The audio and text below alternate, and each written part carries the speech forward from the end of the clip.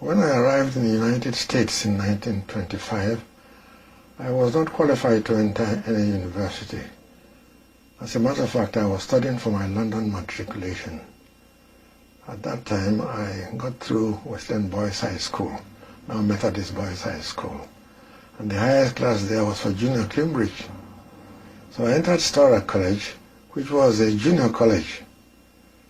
And I took certain courses. One in particular was American history. I had never studied American history. I studied English history, no modern European history, but at an elementary level. So when I took these courses, then I studied the causes of the Civil War, 1863 or thereabouts.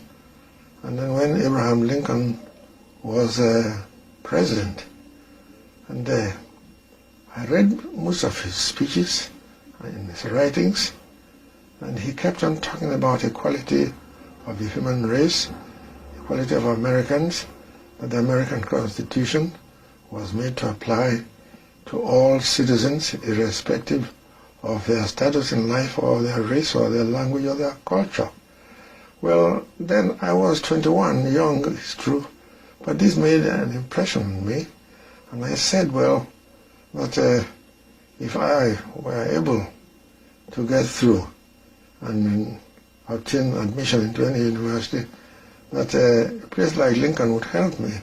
And because I realized that my country was then a colony, and I wanted that country, Nigeria, to be free, but I did not want any revolution or bloodshed. I said it has never helped any country in history, and I don't see why I should. And as a young man, naturally, my knowledge of history was limited. But I became a voracious reader of anything about Abraham Lincoln. I kept that in mind, but I had to face the fact that I came to the United States to work my way through college because I didn't have sufficient funds. My father worked in the Nigeria regiment as a first-class clerk, but when I worried him that I wanted to go abroad to study, he decided to retire and drew his gratuity, £300, and gave the whole to me to pay my fare, take care of my first year at Storer College. So I had to work at Storer College in various capacities, as a janitor, as a dishwasher, and I was in that. I was able to appreciate what Lincoln meant when he was said to be the friend of the common man. And I also worked in the farm, the college farm. We had a horse called Tube, and one of the ministers of the gospel was a head farmer, and he taught me how to handle the horse to plow. And so I said, come on, Tube, and the horse would be plowing accordingly.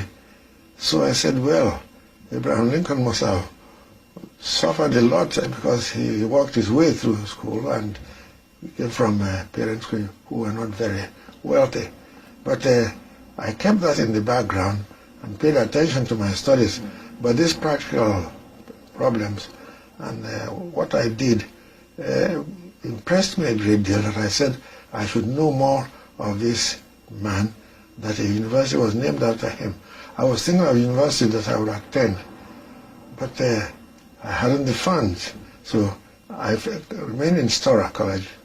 I enrolled there in September 1925, and in 1926 I finished my college and my high school course, and then I continued because of lack of funds, because it was a junior college. So my first year in the university I spent there, and I took more courses on Abraham Lincoln. And in one of these courses, I read his Gettysburg Address, where he spoke of 10 years ago, our fathers landed upon this shore and created a